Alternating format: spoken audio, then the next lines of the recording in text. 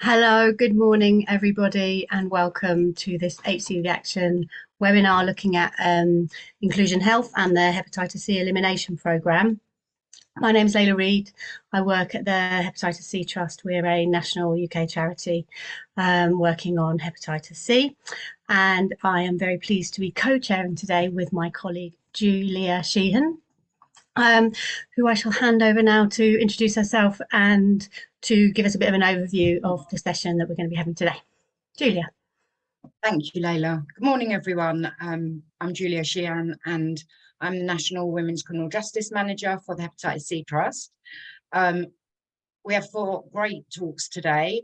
The first, setting the scene, looking at inclusion health in the UK as it exists today, then a look at hepatitis C elimination programme, followed by 2 talks, bringing this together by looking at existing integrated models for hepatitis C and inclusion health populations. Thank you. So I'm just going to quickly cover some basic housekeeping. So as you should be able to see, the session today is being recorded. It will be posted online after we finish. So we've got about an hour and a half. We've got an hour for the presentations, and we've got a 30-minute Q&A at the end. So that being the case, there are also sort of functions to make it a bit more interactive. I'm sure lots of people experience that sometimes presenting online can feel a bit like you're talking into a bit of a black hole, and it's really great to have some sort of feedback from the viewers as you go. So we have, just at the bottom of your screen, there's a chat box, so you can use that to sort of make comments and reflections and, you know, agree with what people are saying. And then there is a Q&A box as well. So that's for the questions. So we'll address the questions at the end, but great if you can, you know, say them, you know, contribute them as we go, so that we've got a good set of them by the time we finish, and also we can, you know, hopefully integrate that as the session continues. I think that's all the housekeeping we need to cover. So I'm going to hand back to Julia, who can kick us off with our first speaker. Julia. Thank you, Leila. I'm really delighted to introduce today Dr. Binta Sultan, who is a consultant physician in inclusion health at University College London Hospital. She will help us to further define exactly what we mean by inclusion health.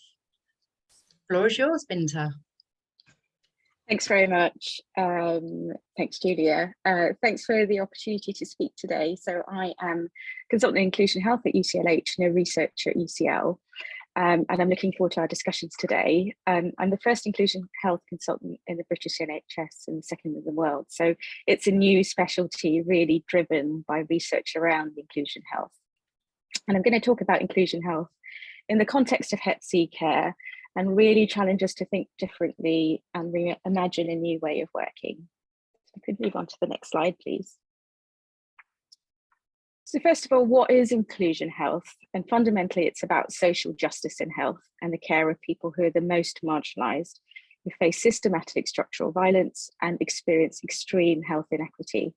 And it's characterised by the experience of multiple disadvantage and having complex needs. It includes, but is not exclusive to, people experiencing homelessness, people who use drugs, sex workers, vulnerable migrants, prisoners, GRT communities. And it's important to recognise the intersectionality of needs that overlap between these groups, and that racialised, gender and sexual minorities are disproportionately represented in inclusion health populations. We can move on to the next slide, please. So why is it important that we think about inclusion health populations in the work we do? It's because of the experience of this extreme health inequality. So this is some research undertaken by our team at UCL, and on the left, a graph that shows proportion of premature mortality that is due to inequality. Inequality accounts for 36% of premature deaths. That's 1 death every 10 minutes due to inequality. And on the right are findings from a meta-analysis we've published in The Lancet showing extremely high mortality rates among inclusion health populations compared to the least deprived populations, with a gendered experience 12 times the rate of death for women and 8 times the rate of death for men. And much of this burden is due to violence, drug use, and cardiovascular respiratory mortality. Move on to the next slide, please. And why do inclusion health populations experience this extreme inequality? Much of it is due to political priorities and our discourse. It's a hostile environment. There's been the securitization of our health and social care systems, with people afraid to access health for fear of stigmatization and criminalization. We have the highest ever number of drug-related deaths in England and Wales, and homelessness has risen by over 200% in 10 years. And this is in the context of our large public health programs, such as the Hep C and HIV elimination programs. And so there's a disconnect somewhere. And the next slide, please. There is the way our society responds to marginalised people, with the criminalisation of drug use and homelessness and a violent welfare system. And it's something Ruth Wilson Gilmore, who's a political economist and abolitionist, described as organised abandonment. So move on to the next slide, please. So let's focus on Hep C and inclusion health, and I'll talk about some other infections as well. Next slide, please. Thanks, Elliot. So I think it's helpful to take a look at this using the framework of syndemics and really thinking about health and social care needs of people who use drugs, who in the UK are at the highest risk of acquiring Hep C. And syndemics was first proposed by Meryl Singer to explain the synergistic interaction of two or more conditions and the social situations in which they develop. He first used it to describe the interaction of poverty, stigma, violence, HIV acquisition, and poorer health outcomes. And it characterises the Hep C syndemic in the UK very well. So we move on to the next slide, please. So let's look at some examples among people who inject drugs. We know among people who inject drugs and who experience homelessness, there's an increased risk of acquisition of hepatitis C and HIV, with poorer access to treatment and higher mortality. And that people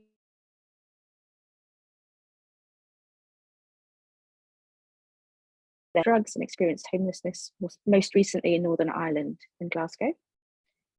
We'll move on to the next slide, please. And just briefly, there's not much work done about sexual health, including HIV needs of inclusion health populations with significant gaps in knowledge. Next slide, please. So what about what works to improve health outcomes? Well, we have a lot of evidence about what works, peer models of care. Much work's been published by Julian Suri from Find and Treat and the Hep C Trust on why and how Hep C peer models work. We also know addressing structural factors and holistic needs works, integrated outreach care works, and time-critical interventions such as housing first models are effective at improving health outcomes. And the next slide, please.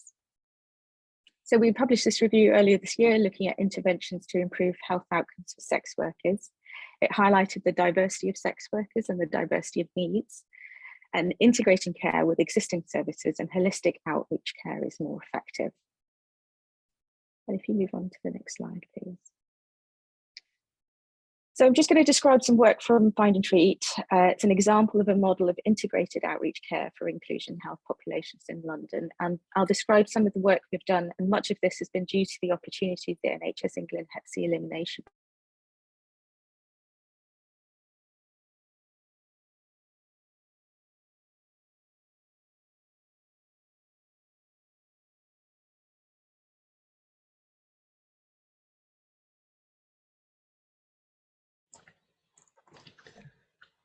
I think we've got a slight glitch with Binta's connection. Binta, are you there? Can you Move on to the next slide.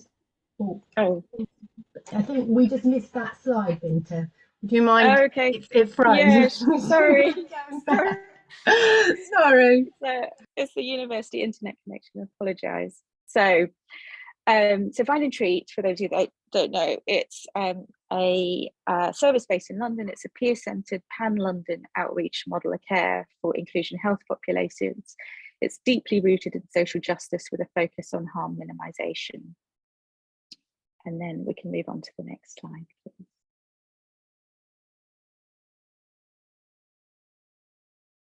So I'm just going to briefly present some data, and it's just really thinking about inclusion health populations and kind of the diversity of needs.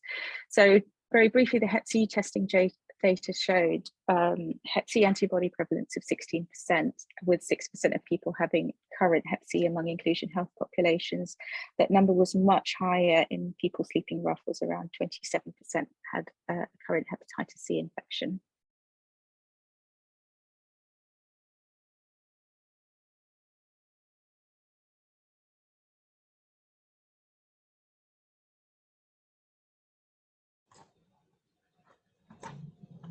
Sorry, it's frozen again. See if we can get Binta back.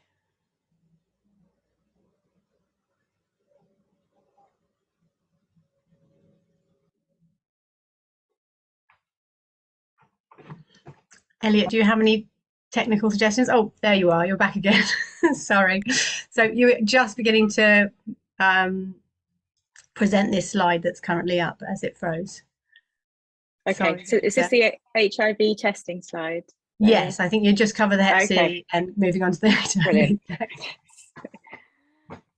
So we took the opportunity to integrate testing for other infections, taking a syndemic approach. And given we were testing for Hep C in populations at high risk for HIV, we had some funding from HIV Fast Track Cities, and Mark and the NHSE Hep C team have enabled this work. And it's revealed a shockingly high rate of HIV, of just under 2% prevalence among inclusion health populations in London. And if we could move on to the next slide, which shows a quarter of those people living with HIV were rough sleeping, and the most prevalent risk factor was injecting drug use. And then just the next slide, which shows some interim analysis that we've done, which shows if someone had a history of injecting drugs, they had 3 times the odds of having HIV.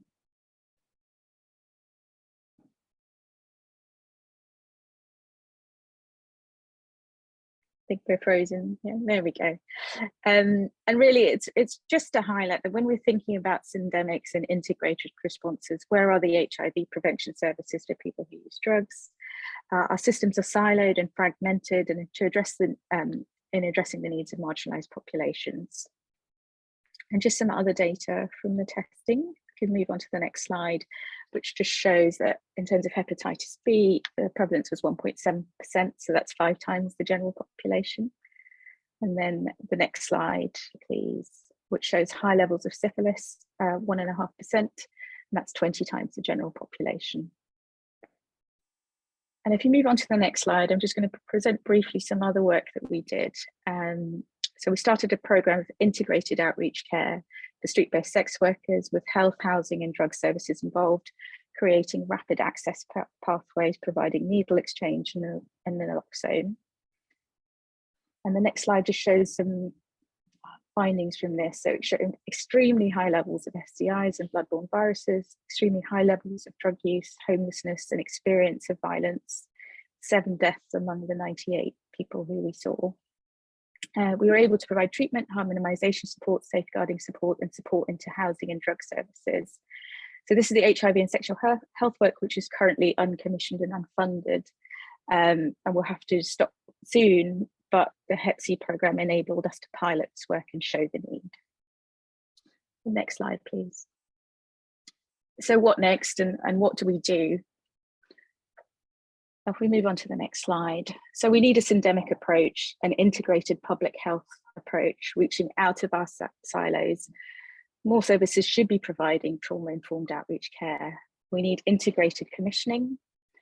That's the only way you can operationalize the Make Every Contact Count approach, with integration of health services with third sector peer advocacy organizations, with people with lived experience, drug and housing services, and integrated in the local communities.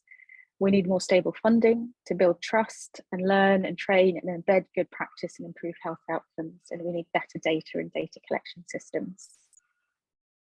The next slide, please. So we need to come together across our different organizations and perspectives and build communities that demand more and lift people up, and build a sense of agency amongst those we serve and between ourselves. And that's about communities advocating together. And if we move on to the next slide, please. And we have a responsibility to really refocus ourselves back to social justice, which is the heart of the inclusion health movement. We need to integrate our advocacy beyond a disease-specific focus and think about the communities we serve. We need co-designed, trauma-informed pathways of care. And we also need to take a hard look at ourselves and the way our organisations work and if they are aligned with social justice principles. Many of our organisations can be extractive in the way that we treat people who work within them, and some of them have become corporate entities, and I'm talking about across inclusion health services, and some are more concerned with their own survival and making profits than the reasons they were set up. And they perpetuate colonial capitalism with large endowment funds, investment portfolios, and even large academic grants. And we need to move those assets closer to where the work of social justice needs to happen. And I think that's closer to the communities. The next slide, please. So it's really to challenge us to think about coming together around social justice. And the next slide, please. This is the final thought that I'm going to leave us on. So this is a quote from Azadi, a book of essays written by Arinder Floy about the COVID pandemic. And during COVID, we sort of came out of our silos and worked together for a common good. And we are quickly reverting back to our silos. But we have real opportunities from what we learned about collective working during that time. And now with the formation of integrated care systems in England, an opportunity to integrate and use the final stage of the Hep C elimination agenda to really imagine a collaborative, integrated working towards social justice, and to let that be the legacy of the Hep C elimination programme. So I'm going to leave it there. Thank you. Amazing. Thank you, Binta. What a start. Thank you very much. That was brilliant. And I think, you know, really in a very short space of time, you've covered a huge amount of the underpinning systems issues around this area, as well as the kind of the technical manifestations that we see in terms of infectious diseases and the way it impacts people. So yes, thank you very much. I'm going to introduce Mark now, who possibly needs no introduction for many people. Mark is head of the Hep C elimination programme at NHS England, and will be telling us all about that now. Over to you, Mark.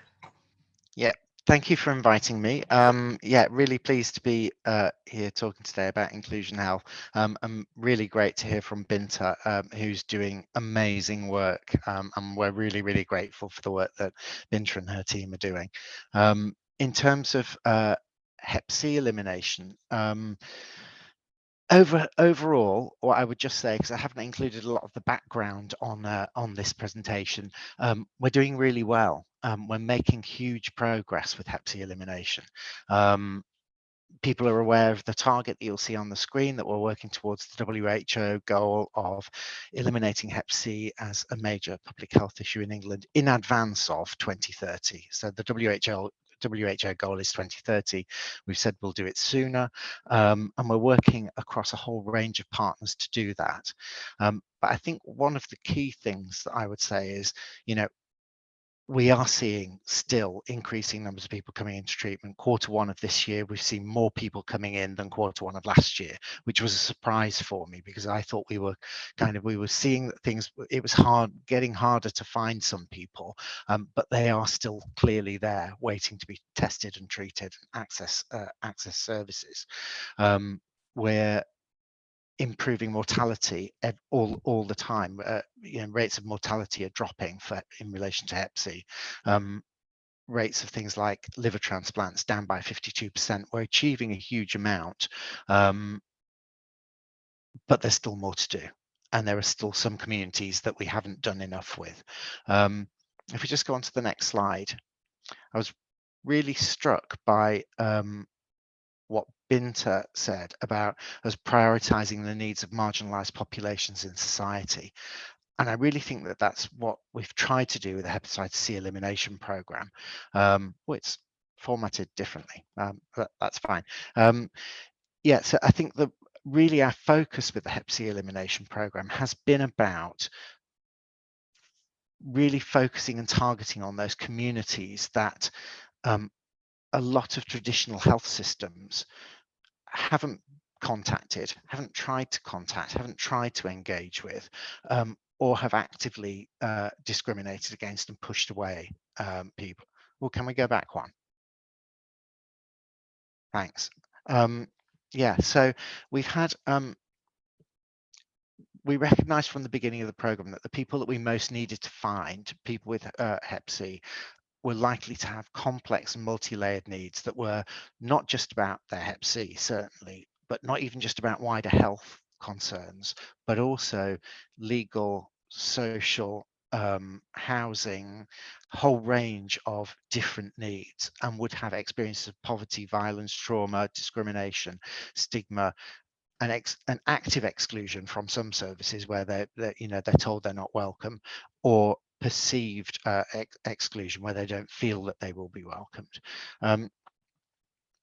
So some of the things that we've put in place with a number of the programs in the Hep C elimination program to try and address that are things like universal offer. So the universal offer that we have in emergency departments. So anyone who goes into an emergency department who has bloods done has an opt-out BBV screen, for example.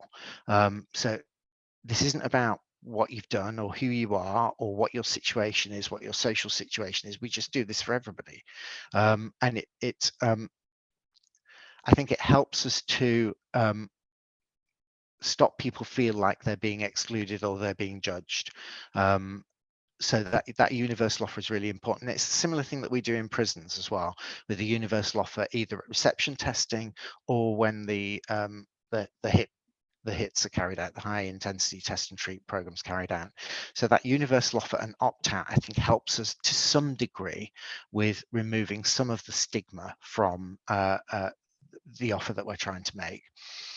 I think the other key thing is around bringing the service to the patient. And not only the service that you're supposed to be offering and that you're paid to offer, but the service that that person needs, and thinking about what their holistic needs are. So yes, you're going out on your community van to do Hep C testing, but who are you going to see and what else can you do? And I'll talk about that a little bit more later.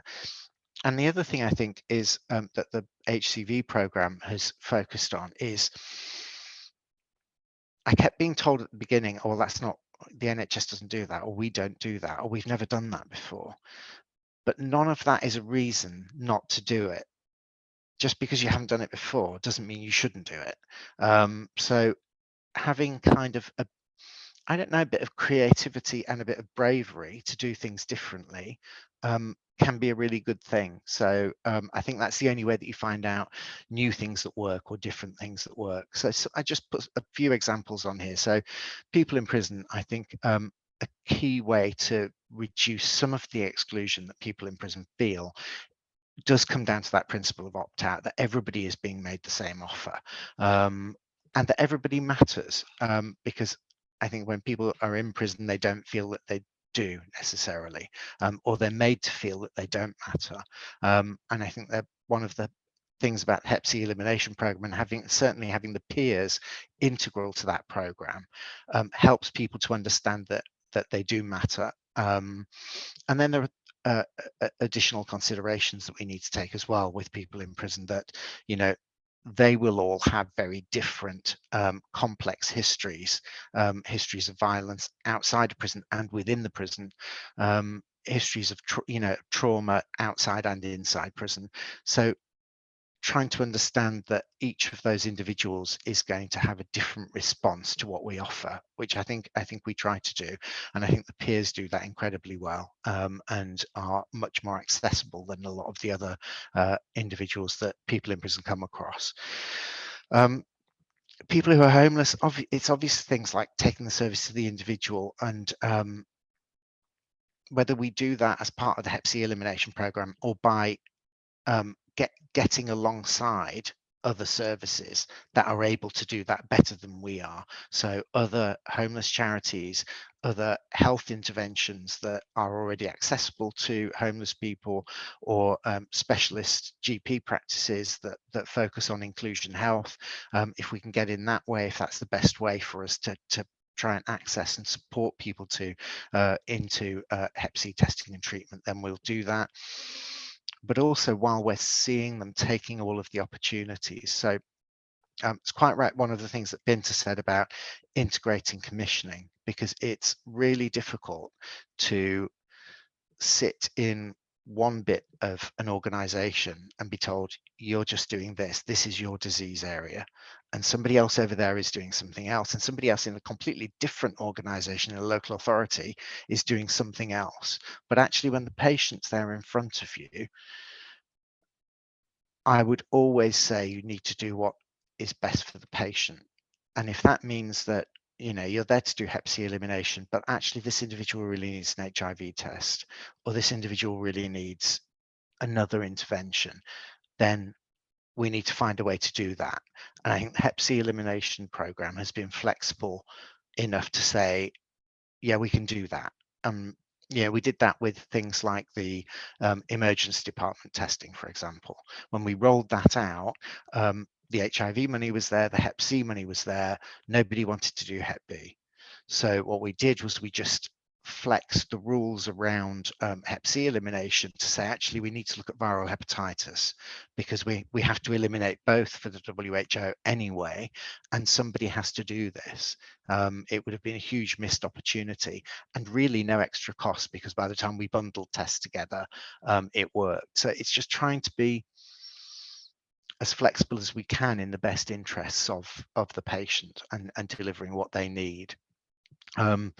People who use drugs and people who formerly use drugs, I think there's some, obviously we've got structured provision for people to access, and accessible provision that needs to be available, but we also have some people who aren't accessing and won't access structured provision. So I think there's more work that we need to do around how to engage better with people who are outside of structured services, who might feel excluded even from drug treatment services, and then also the people with historic risk factors who are out there somewhere, who may not have been in touch with any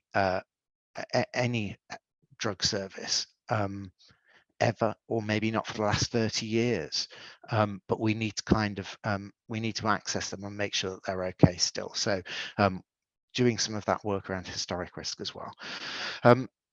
Migrant communities, there's some things around appropriateness of messaging that I think we try to do. I think we could do better at, but also we try and use other networks or access points to get in around Hep C. So we don't think we've got all the answers, and we don't think we've always got the way to get in, and we will try and opportunistically work with others where we can to get into those communities. I also think there's something around unconditional treatment. So I know a number of people who have uncertain status in this country, if you like, not settled status, who won't come forward for healthcare services or whatever. We need to make it clear that actually, in terms of viral hepatitis and HIV and other infectious diseases, everybody is entitled to testing and treatment.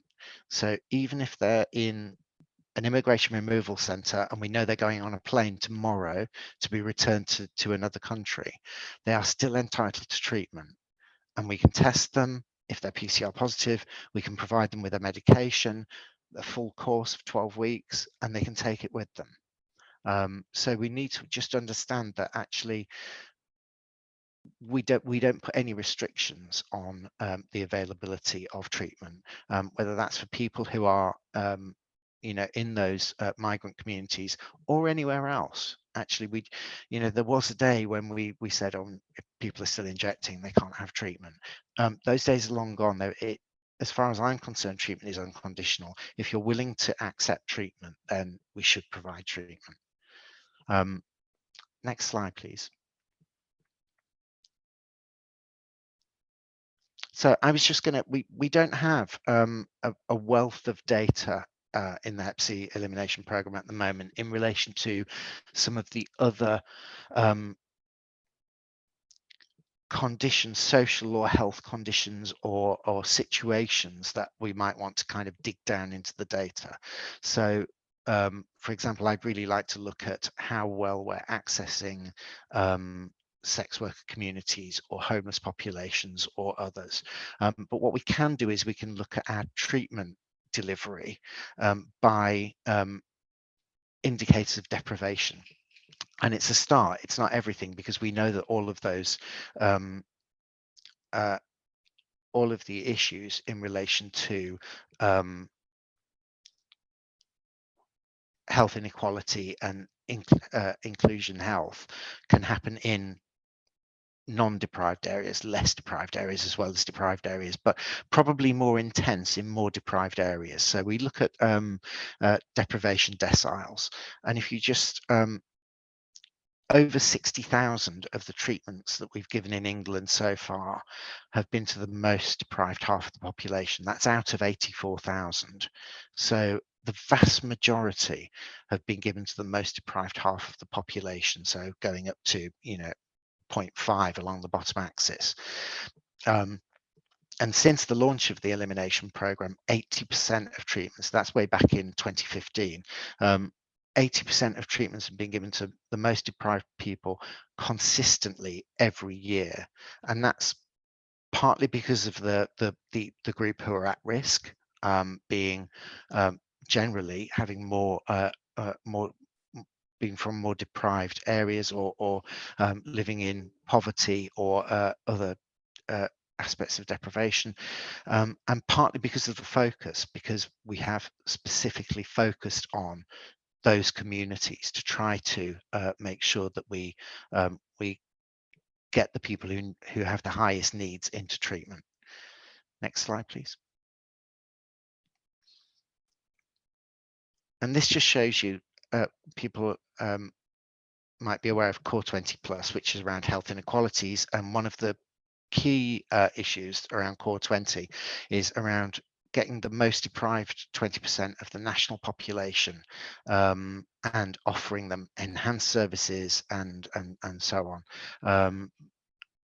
And this just shows on the graph on the right how we've done with that over the years in terms of the 20% most deprived areas in England. So in 2015, 37% of the individuals that we were accessing into treatment were from the 20% most deprived areas in England.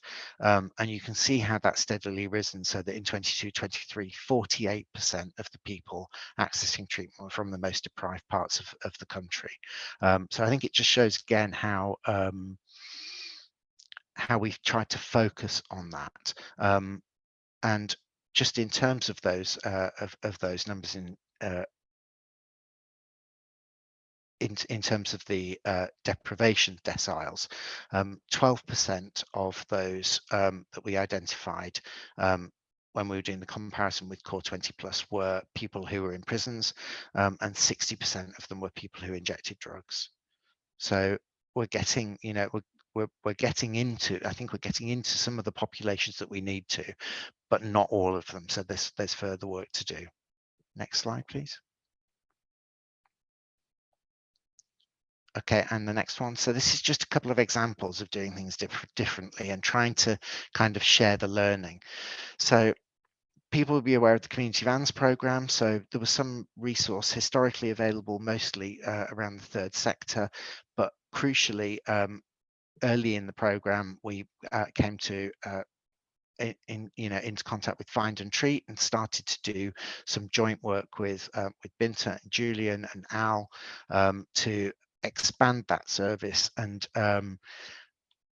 but both in across London for the Find and Treat team, but then also look geographically to other areas where we could roll out the model or some kind of model like it. So we now have around 12 community vans around the country, mostly with a focus on Hep C, I have to say, but they're seeing people where they are, I put situationally and geographically, because in some cases we've put the vans there because the geography is mad to try and deliver a service in. So Southwest Peninsula, Cumbria, North Yorkshire, trying to expect people to come to services in those areas in a central population isn't going to work. So in some cases we're looking at geographically accessing people.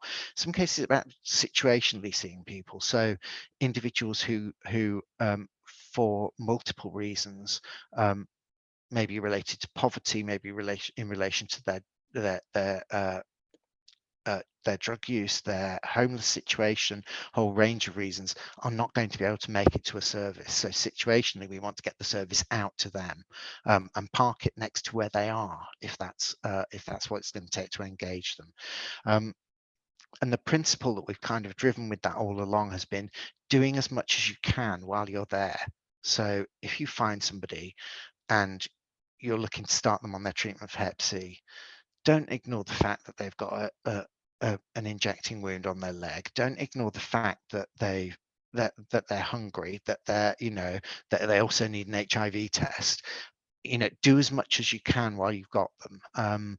And that can also be things like pulling in staff from other areas. So some of the vans bring on harm reduction workers from the local drug treatment service, for example, to work with them. So they will go out and they will operate a needle exchange and other things on the van as part of the delivery. Really, the shared learning that we've had from that is our joint work with the NHS England Cancer Directorate. And we described the model to them, and they were really interested because they were struggling to think how to improve the early diagnosis of liver cancer, and they didn't really have a lot of plans, a lot of concrete things that they could base their plans on. And what they ended up doing actually was funding 16 of the ODNs, predominantly for community van delivery models, but focusing them very much on access to FibroScan technology and rolling out a large number of scans, of liver scans, and where issues were found with people's liver elastography, making sure that they're referred into and supported into ongoing surveillance so that we could see if things were getting worse. So that was no longer just about Hep C. That was about people with fatty liver, alcohol-related liver disease, other kinds of issues.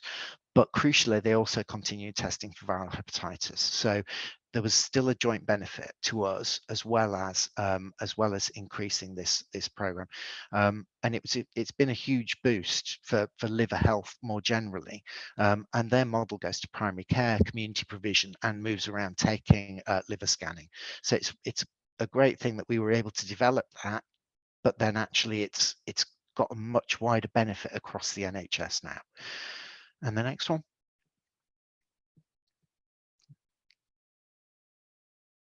Yeah, and this was really just in terms of making every contact count. And I think that the Hep C elimination program is really fortunate, partly by design, but we have multiple ways to engage with people who might otherwise not have access to services for a whole range of reasons.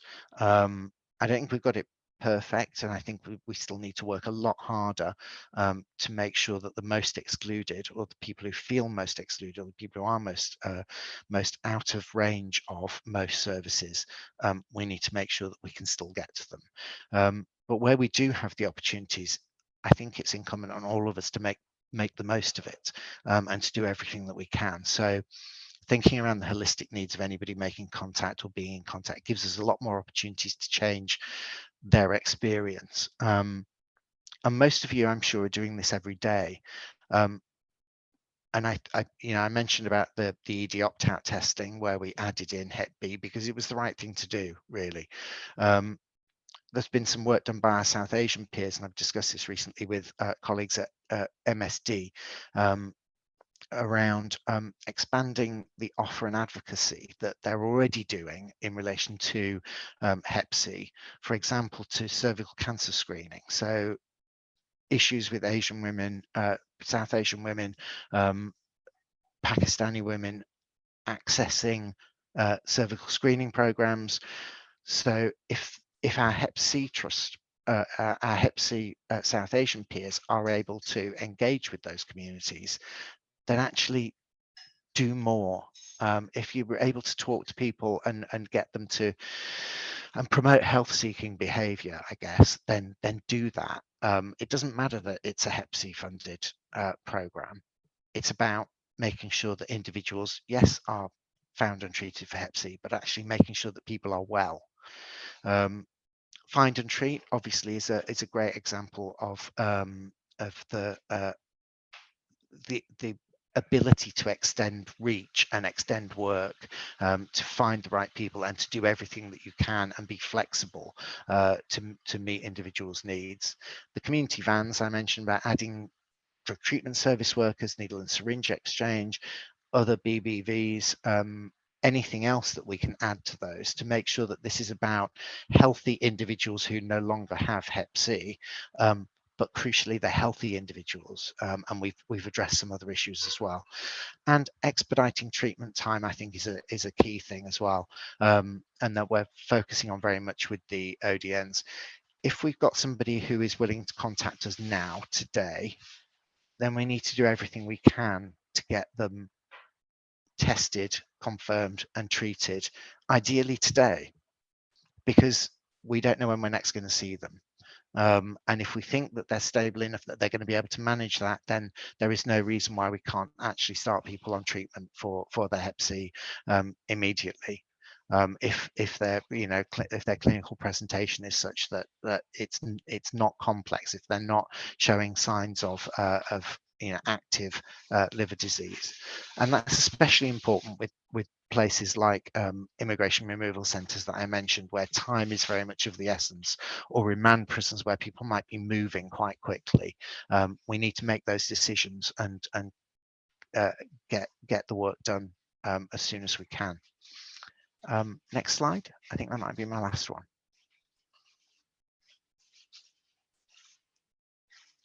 No, I never do a presentation without mentioning this. Everybody go to hepctest.nhs.uk, have a look. Universal testing offer to anybody in England over 18. Not always accessible if you don't have a phone, a smartphone, or a computer to access, but available in English and Urdu. And yeah, I would really just press any of you that are providers, get this out to your patient groups, and get them testing, because it's a great service. It's really quick and really efficient. And next slide. That's it. Thank you. Thank you so much, Mark. That was really informative and really highlighted the great work that is being done, and also showing us where we go from here. So thank you. Next, we have Dr. Ryan Buchanan, who is an Associate Professor of Hepatology at the University of Southampton. Dr. Buchanan will now cover how hepatitis C peer support has evolved to be part of broader health offerings. Thanks very much, Julia. Hopefully I'm unmuted and you can hear me. You've got control of the slides, so I take it. So I'll say next slide as we go through the presentation. Is that okay? Yeah. Okay. That's so right. Good morning, everybody. Sorry to the faculty for giving them a slight heart attack. I was stuck on the wards because there's not many junior doctors around today, but I'm here now, and it was great to catch at the end of Mark's presentation there, which leads really nicely onto this, because this is kind of building on the idea of what have we learned from the hepatitis C program nationally, and how can we transfer it to other disease areas, specifically those focusing on underserved populations. So my bias is I'm a hepatologist, so my interest is underserved populations that are at risk or with liver disease. So this talk is going to be focused on how what we've learned from the Hep C program can be rolled out to optimize liver health in these populations. So next slide, please. So just a kind of simple schematic, just kind of really describing the kind of what liver disease is and how it progresses and what we're trying to avoid by either mitigating exposure to risk factors or complications of liver disease once it occurs. So this slide moves from left to right, from a healthy, squidgy, soft liver to a fatty liver to a knobbly, cirrhotic liver that if you felt it would feel very hard and knobbly. And then top and bottom on the right hand side of the screen are the complications of liver cirrhosis. The top one is hepatocellular carcinoma developing in a liver, and the bottom there, that's the mannequin that medical students use to practice managing the complications of liver disease. And so those complications are bleeding, usually from varices within the esophagus, but other complications include liver failure, which can obviously be fatal, sadly, in a large proportion of patients. So where are the opportunities to do good in this pathway? And so the first opportunity to do good is to mitigate exposure to risk factors. And that's really where the Hepatitis C program has come in, because it has treated huge numbers of people who otherwise wouldn't have received treatment for hepatitis C or even a diagnosis, and therefore has removed a viral agent that causes irritation to the liver and in the long term causes scarring. And so the other major exposures that we face in the UK are metabolic disease, diabetes and obesity, overlapped often with harmful alcohol consumption. And so even without a diagnosis of liver disease, just by adhering to public health guidelines, you can reduce your exposure to risk factors for liver disease and the chance that you'll develop liver disease through middle and later life. Once you have established liver disease, and Mark mentioned in the last talk the recent program led by NHS England that's focused on diagnosing people with liver cirrhosis or significant fibrosis, then there are certain factors that can reduce the progression of liver disease, the major one being people stopping or significantly reducing the amount of alcohol they're drinking. If they also have a hepatitis virus B or C, then treating that virus can arrest the progression of liver disease. And we are sort of on the cusp of getting access to a number of medical therapies where there is growing evidence that they either prevent progression of fibrosis or do actually reverse fibrosis. So it is worth diagnosing somebody with liver disease, either to give them an opportunity to change their behavior or to give them an opportunity to access medical so that we can intervene on the progression of liver disease towards cirrhosis. And then once somebody has established cirrhosis, and this is the right-hand side of the screen, then really this is where the kind of hospital doctors start to get involved. It's how can we mitigate the risk or reduce the risk that that person will develop complications. So one thing that we do, for example, is engage people with 6 monthly surveillance for liver cancer, because the best available evidence we have shows that if you have a tumor in the liver picked up through ultrasound surveillance, then you have double the chance of receiving curative therapy to that tumor. People who present with tumors outside of a surveillance program are less likely to receive curative therapy and have a higher mortality. And there are now medications, carvedilol being one, where there's good evidence that starting medications reduce the risk that people develop decompensated liver, or essentially liver failure, over sort of 4 to 5 years following a diagnosis of liver cirrhosis in certain circumstances. So lots we can do so that a diagnosis of liver disease is worthwhile. So next slide, please. But of course, what's really important to remember here is that the major population that are exposed to risk factors for liver disease and develop liver disease globally, but particularly in the UK, are, as was indicated in the last presentation, people from underserved and marginalized populations.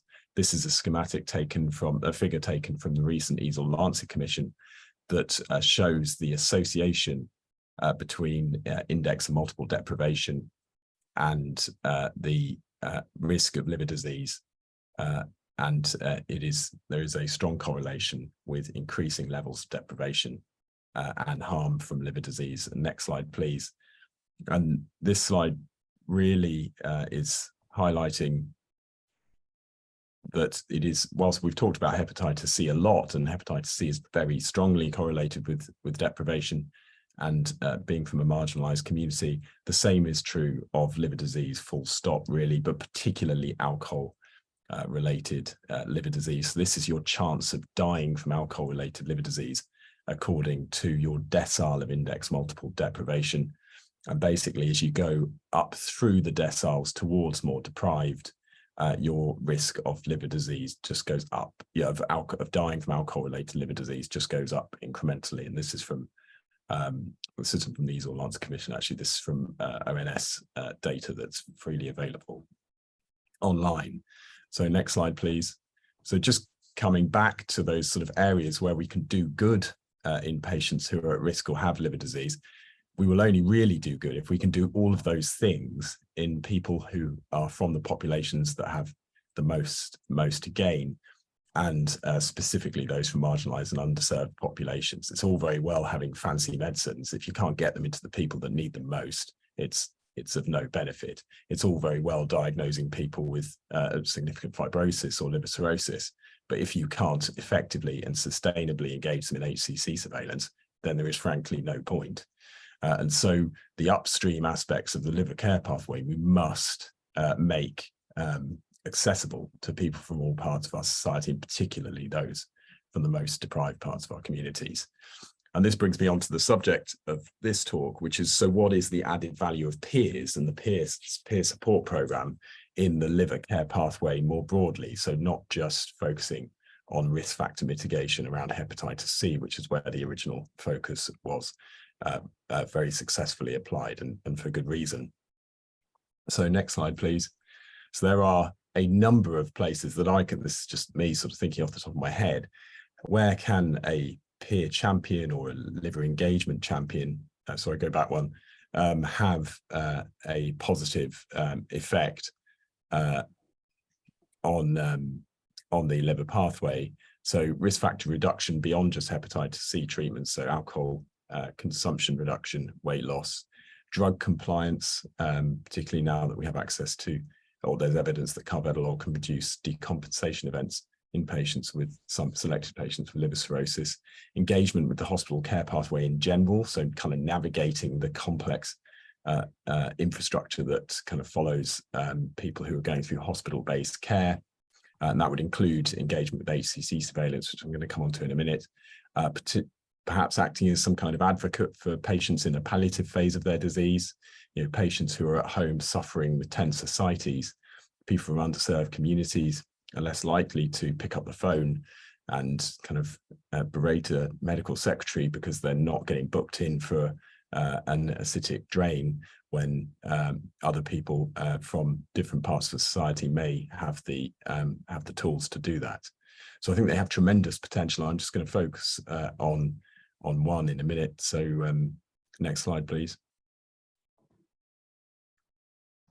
So the peers have been shown to be effective in the hepatitis C arena. So this was a randomized control trial that showed that engagement with HCV treatment effectively doubled if the participant was randomized to engagement with a peer support program. But there is some uncertainty about the mechanism of effect. And the reason why understanding this is very important is because if you're going to transfer it to other disease areas, you need to know which aspects of the intervention are the kind of crucial ingredients and which ones will map to another disease area. And just a shout out here to Gabby Void, who's working with the Hepatitis C Trust, sorry, go back a slide, who is presenting some work on this at INSHU. And what we also need to do very carefully is define the peer model. So some work by Leila Reid is looking at kind of reviewing what is already described about hepatitis C peer models beyond just the hepatitis C trust work. And I think a sort of provisional conclusion is that they're generally pretty poorly described outside of the trust work. So next slide, please. So just to give you a quick 5-minute example of where peers can have a positive effect on the liver care pathway. So we've started the Helixa project. So this was kind of affiliated with the NHS England programme that Mark was describing earlier, where the focus has very much been on diagnosing people at risk of liver cancer. We were focused more on, okay, so you've given someone a diagnosis, that's all well and good, but if you can't get them to HCC surveillance, liver cancer surveillance, then that diagnosis is not conveying them a great deal of benefits. So we're trying to fix the upstream pathway by using community engagement champions to increase engagement with underserved people with liver cirrhosis in HCC surveillance. Next slide, please. And next slide. And so the Helixa program kind of consists of two models of support. One, the first tier of support really looks like kind of excellent standard care, to be honest. So we've got nurses appointed in several trusts that are acting as liver cancer surveillance navigators.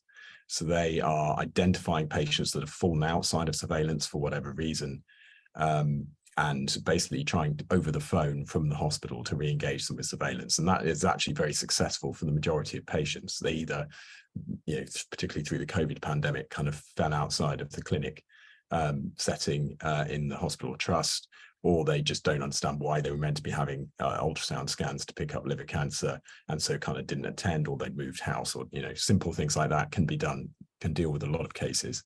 But then for some people that say, they're really struggling, or they suspect will really struggle to engage with cancer surveillance, they offer support through an engagement champion. Next slide, please. And so this is our sort of tier 2 support, and we've just appointed our kind of lead surveillance champion in the Wessex area. And the navigator refers to the champion with consent from the patient.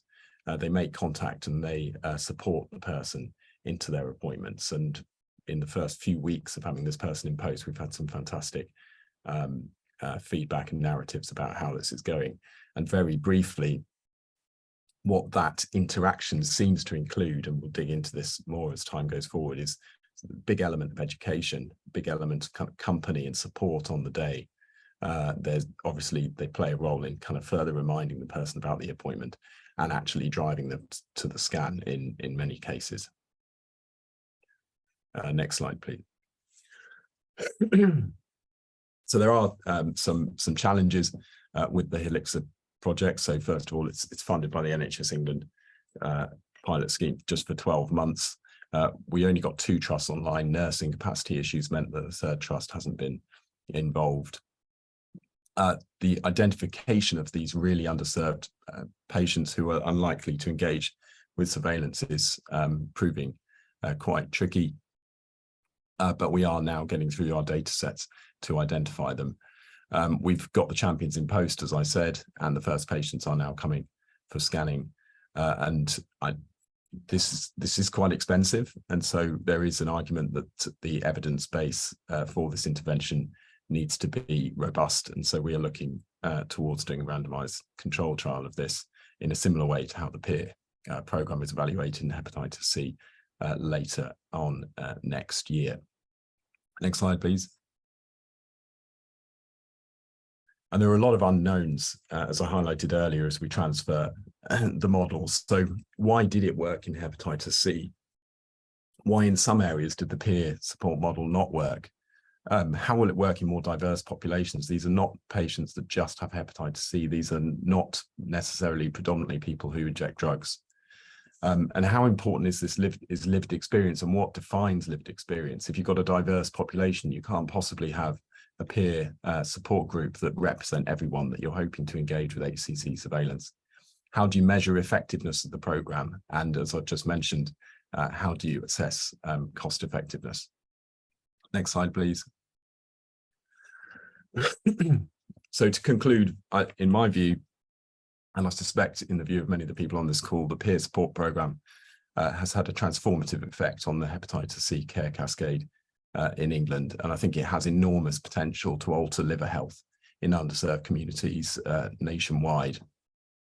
But there is a lot of work still to be done to take this forward. Next slide, please. Thank you. Thank you, Ryan. That was very, very interesting. I think it's great to see how it's already been kind of put into practice, sort of developing on the Hep C elimination work that's happening down there, and expanding it into new areas and reaching new populations for new things. So wonderful. I'm going to bring us to our final speakers, 2 speakers now. So we've got Ambrose Brown and Dean Wood from the Hepatitis C Trust. Ambrose is the coordinator for South Yorkshire, is that right? Yep, Yorkshire and Humberside. Sorry, it's on my second page and I'm terrible people's job titles. And Dean works alongside him as the peer support lead. So over to you guys. Thank you very much. Yeah, cool. So I'm going to kick off. We're not going to use any slides. We're just going to, just talk about these 2 roles, which are the follow me process, and then Dean's going to touch briefly on the peer program. I think just first, thanks for everyone's talks up to now. I've really enjoyed them, and there's one thing that's really stuck in my mind, a term that Mark used of unconditional treatment, and I think that's brilliant, and it really needs to be bounded about and kind of promoted a lot more, because certainly things have improved, but back in the day there was a lot of conditions. But what I'm seeing more recently is some slight conditions being put on people's treatment. So I just feel that term is really important, because we've got this program running at the moment, and it's like we've got patients, let's give them that unconditional treatment. So yeah, I love that. So yeah, my name's Ambrose Brown, and I'm the Yorkshire and Humberside peer coordinator for the Hepatitis C Trust. And I think just to qualify myself, really, I mean, we're talking about people who are socially excluded from these kind of processes, and I think in the past I was certainly one of those individuals, due to my lived experience of living in addiction and catching hepatitis C, spending some time in jail. And I think more than anything, I kind of socially excluded myself from some of the services. And I think the Follow Me program that I'm going to speak about now kind of links them gaps up, because the services were there for me, but I had kind of an inability to attend appointments and make those important phone calls and things, and that's kind of what we're helping people to do with the Follow Me process. So it was kind of set up by the Hep C Trust community team when the program started, to kind of follow patients from point of test through to the end of treatment, and it really worked well in the community. And then it was kind of adapted to be used in the prisons. And when I first started my role 3.5 years ago, I had 10 prisons, and I had to do a peer program, going to clinics. There was so many different kind of parts of the role, and I had 10 prisons to cover by myself. And luckily enough, today I have the help of Dean and Barry, and we can kind of do more focused work. And the Follow Me process was brought in, and the pathway for that in the prisons was hopefully in this day and age, everybody who comes to prison gets offered a test at that point of reception, and that anybody who is identified as antibody positive will then go on for a PCR test. In our remand centres at the minute, certainly in 2 of them, we have CEFID machines, and that's really good, because we once that antibodies identified, we can get the PCR test done, and then at that point they're referred to the ODN nurses who come in, and the ODN nurses then do a referral if they know that patient is going to be getting out whilst on or during treatment. Then they will be they'll be passed over to us, the consent will be gained, and we're dealing with a lot of the referrals, they don't have addresses, they don't have phone numbers, and they're really difficult to engage people. So the kind of questions we ask on the form are, where do you hang about? Do you access soup kitchens? Do you access hostels? We really need to think outside of the box to kind of offer this kind of unconditional treatment that Mark spoke about earlier. And yeah, so that's the kind of pathway. We get a referral, and then we follow these people.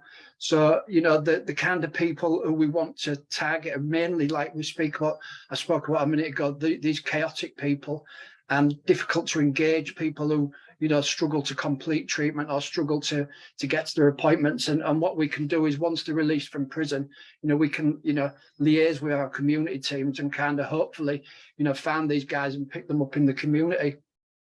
So we have people who are getting out before treatment starts, so we kind of have people who are identified, but they're released from the prison system before starting treatment. So that's one outlet of it. And then we get people who get out mid-treatment, just need support to complete treatment. We also get people who've completed treatment in prison and they need them follow-up bloods for the the end of treatment or SVR.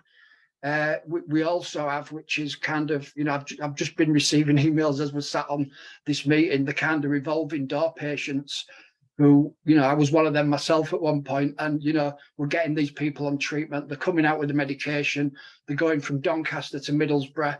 And then within 4 days, they've left Middlesbrough because they're back in Hull prison, but the medication's still in Middlesbrough. And, these are the pieces of work that the Follow Me enables us to do, because, when we get the consent, we consent for, to engage with probation, the drug services, we gain consent to basically, kind of help these individuals to, complete treatment. Yeah, I think I've kind of touched on, what the Follow Me process is, and I just feel like the value of it is that we can kind of meet people where they're at. We have individuals who may struggle to engage with normal services, and we can we can move in and we can talk to these people. I've had some, at times I found my role really rewarding. At times I found it really frustrating, but I hold on to the rewards, because it's them little nuggets of gold of the people who previously wouldn't access or couldn't access treatment due to their inabilities to attend appointments, to be able to start somebody on the medication and follow them through to the end, and help them to gain that PCR result at the SVR, so many abbreviations, the SVR result at the end of treatment. And the frustrations, the positive bits outweigh the frustrations most days. But yeah, it's the peer program it's a really valuable tool. And I'm going to hand over to Dean, who's also going to touch just briefly on some of the work what he does in the prisons and the peers that we train. So yeah, over to you, Dean. Yeah, thanks for that, Ambrose. Yeah, just kind of want to just kind of go over some of the stuff that you just mentioned as well about the Follow Me process. I mean, like recently we had one individual that had gone into the prison and he'd left his medication at home and hid it as well. He'd not told his partner, but he scratched the name off it.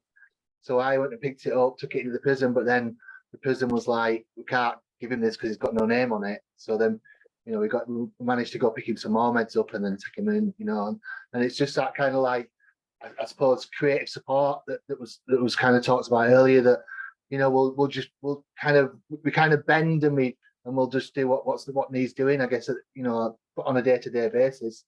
So yeah, I'll tell you a little bit about what I've been doing across a few of the sites that I'm currently working with. So I have like 5 sites at the minute. So one of them is a Cat A, and the only contact really we've had with them is through an email. But they did allow us to go into the to go in and do the training, but since then we've not been allowed in, so it has just been like email.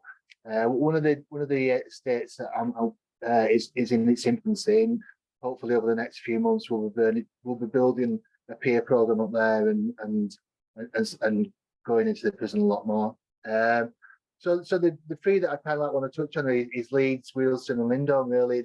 They're my main 3 at the minute. So Leeds is a more kind of chaotic remand centre where people are in and out all the time, and it's quite fast and the turnover's quite quick, and there's a lot of the Follow Me referrals from there.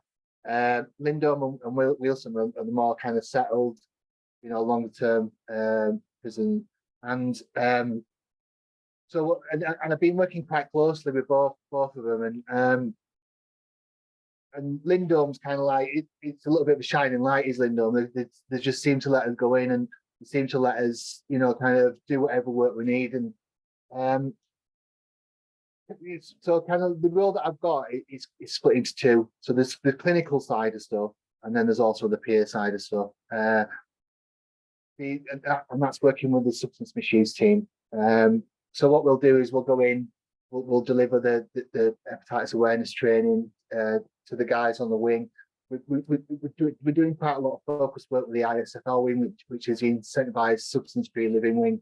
And these are the kind of recovery hubs that we've got within the estates. So yeah, we'll go in, we'll deliver the training over a few sessions, and out of that, what we normally do is we kind of identify a few individuals that we feel have got the qualities, and at that point in their lives where they're a little bit more open-minded, I guess, and really kind of looking at ways of not coming back to prison. So then what we'll do then is we'll pick a few of them and we'll do the peer-to-peer training then, and all it is basically is I teach them to do my job. The stuff that we go in and we do, we kind of teach them to do it, and that can be around the life. We do quite a bit of focus stuff on the life story about how they put themselves at risk, their awareness of hepatitis C, and then we kind of get them to focus on the 5 key messages and to bring that across in the sessions, and then we'll kind of get them to do the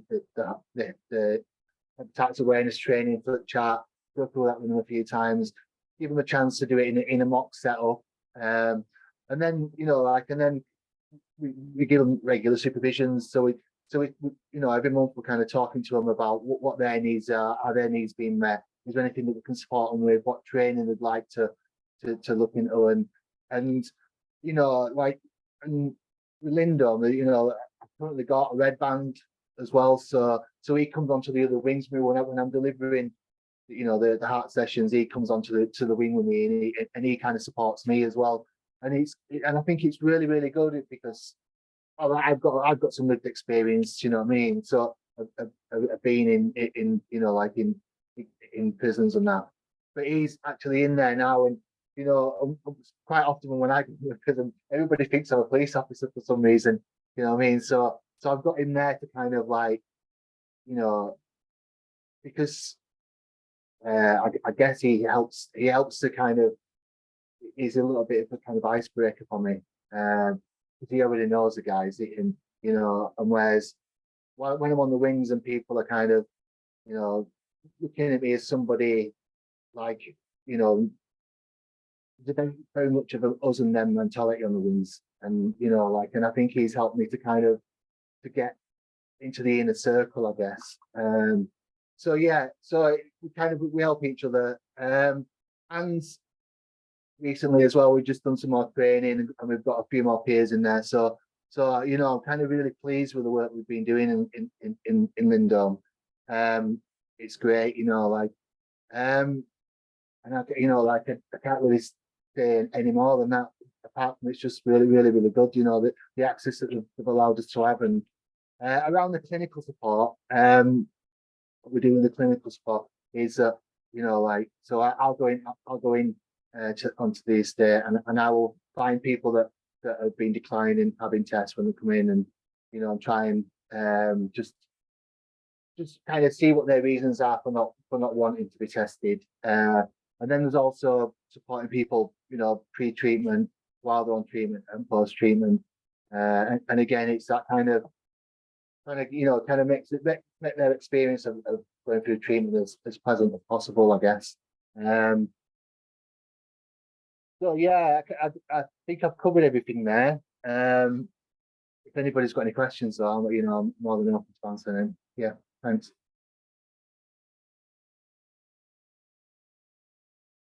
Hi, thank you so much, Ambrose and Dean. Thank you for sharing your personal and professional experience. It's always really emotive, and I'm incredibly proud to call you my colleagues. And thank you for highlighting the Follow Me work, because I believe it's a very unique and important piece of work, not only here, but internationally. I feel like we won't get elimination without that continuity of care from prison into the community.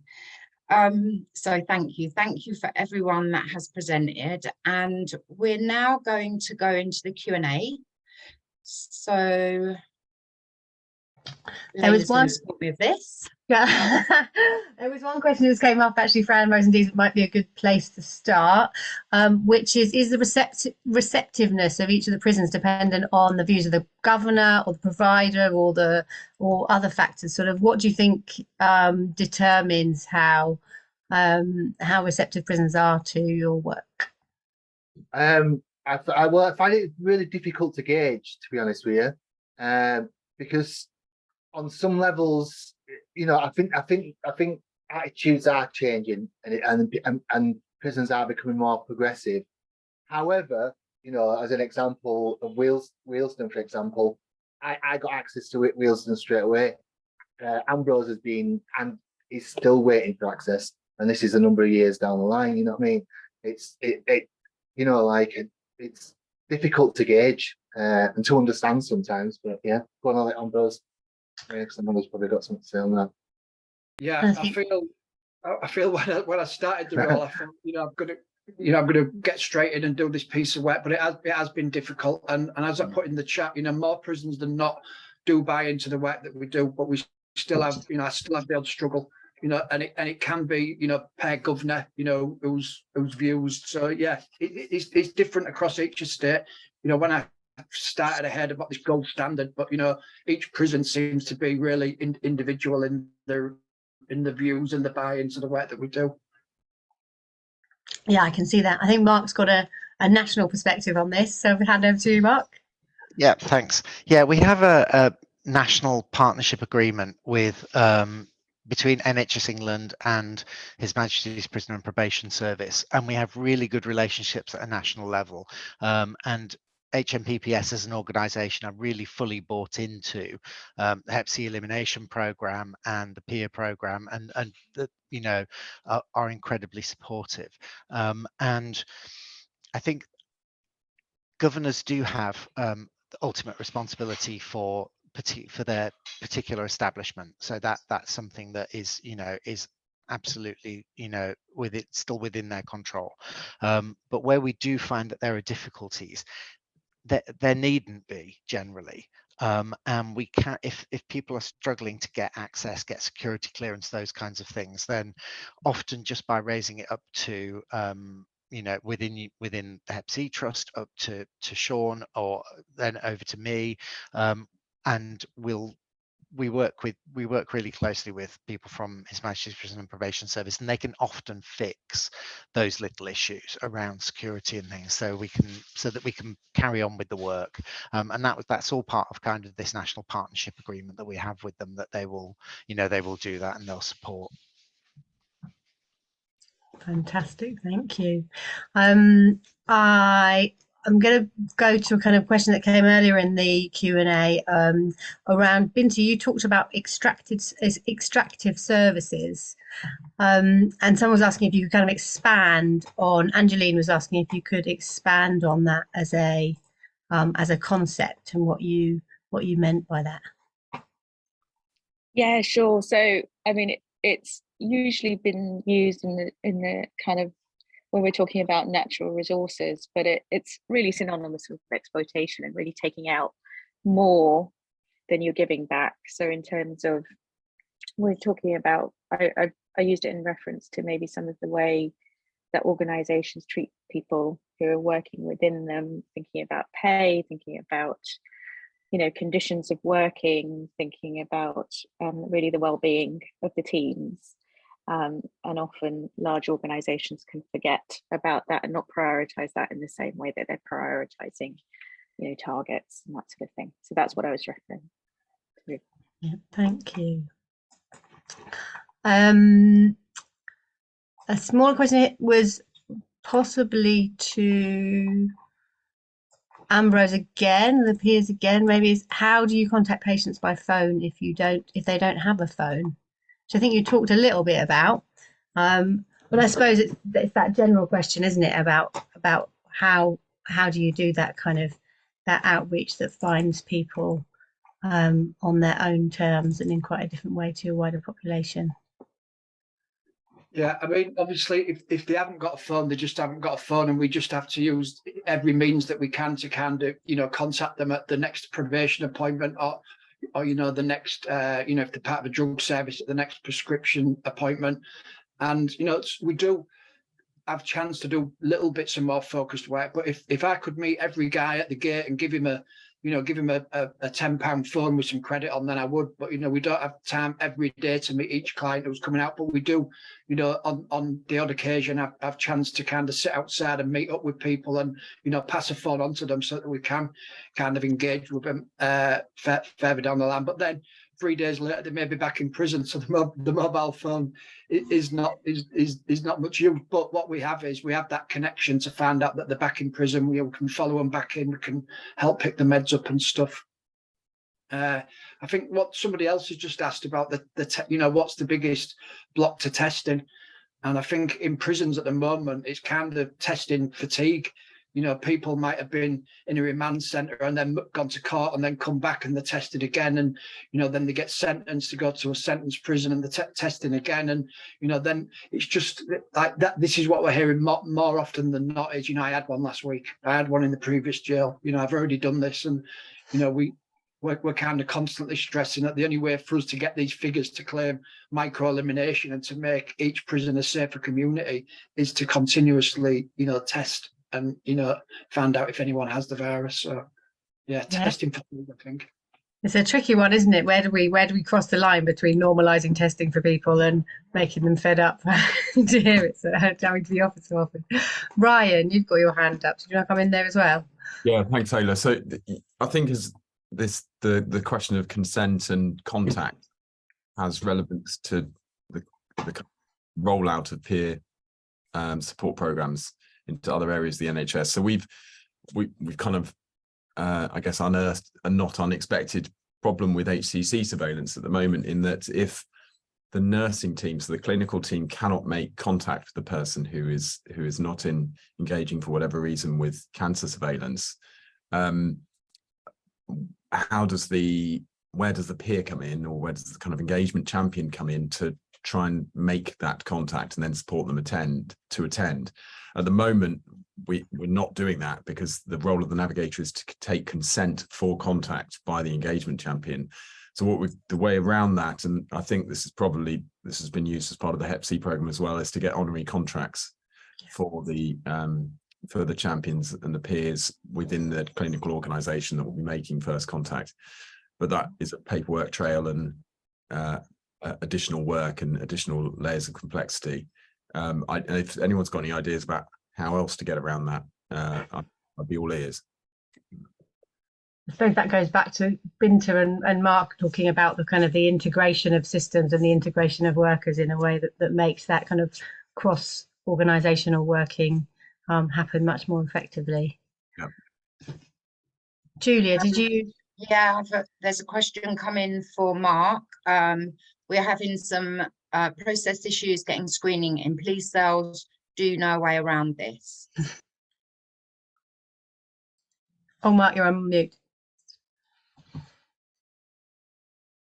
Yeah,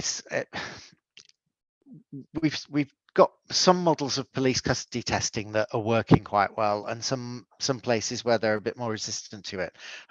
What I'd probably say is if you email me on the england.hepc-inquiries@nhs.net, which I'm sure we can send out to people with some details, and I can get back to you. But yeah, it's we've got approval at a number of kind of national levels to take this forward with testing in police custody cells. So if I can get some more details about what the blockages are, then it might be that I can help to fix that.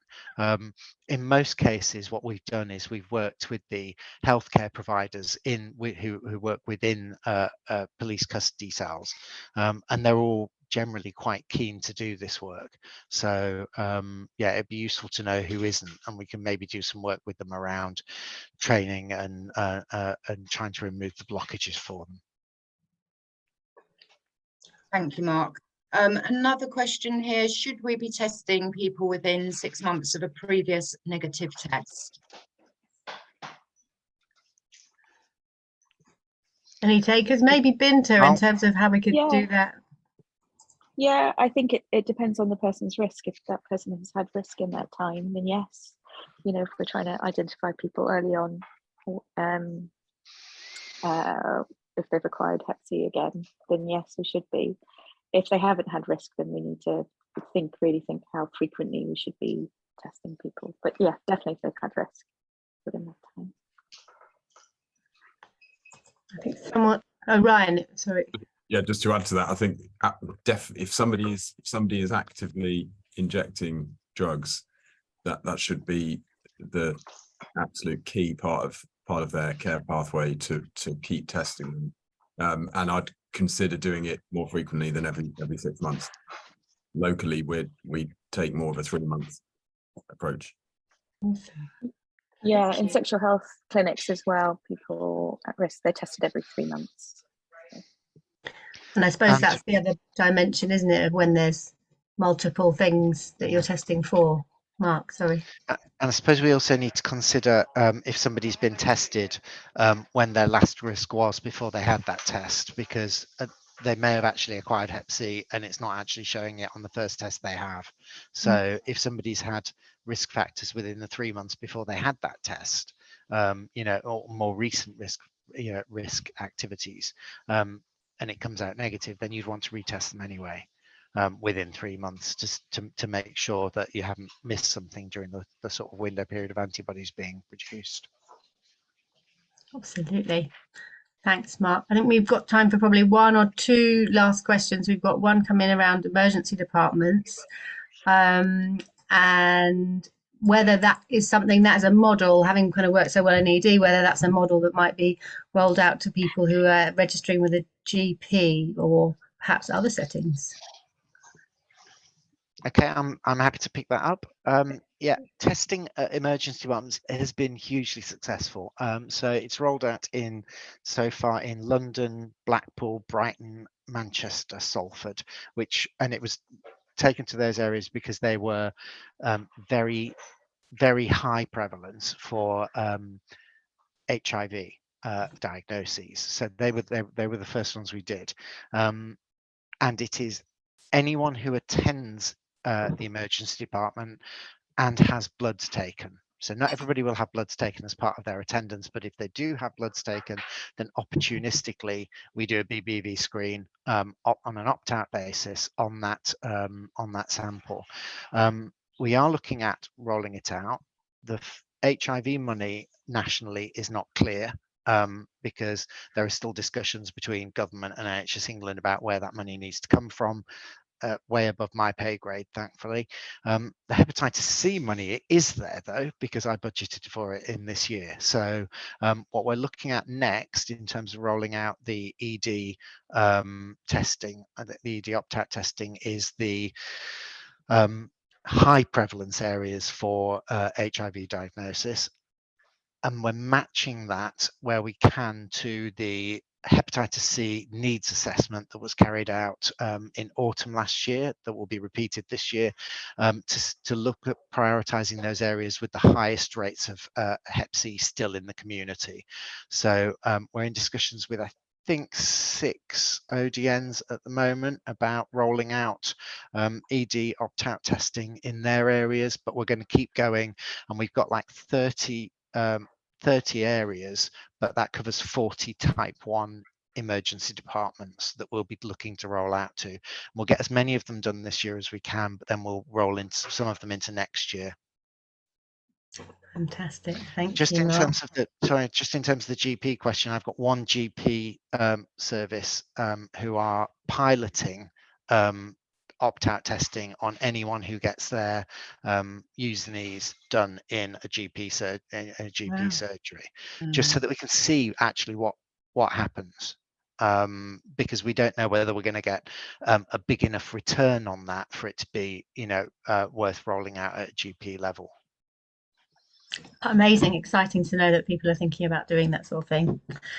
Okay, we are on 12:30, which I believe is the time that we have to stop, and we've got we've got no more questions. Of course, then something pops up in the chat, but I think all that's left to say is thank you very, very much to Ambrose and Dean and Mark and Ryan and Binta. That was a really, really interesting series of presentations and a great discussion. Thanks to everyone watching who was responding and saying how fascinating they found it all and how much they're enjoying it, and for all of your questions. And yeah, I think we can close it there. Thank you.